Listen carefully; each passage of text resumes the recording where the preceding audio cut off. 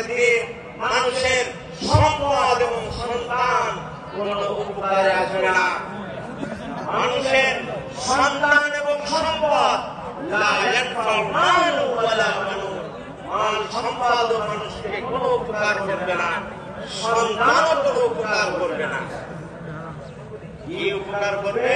আল্লাহ তাআলা বলেন ইল্লা মান আতাল্লাহ বিকলবিন সালিম, যে ব্যক্তি আল্লাহর কাছে কলবে সালিম তথা সুন্দর স্বচ্ছ সুস্থ হৃদয় নিয়ে হাজির হতে পারবে, সেই ব্যক্তি সেই কলবে সালিমই তাকে জান্নাত পর্যন্ত পৌঁছে দিবে। বলেন সুবহানাল্লাহ।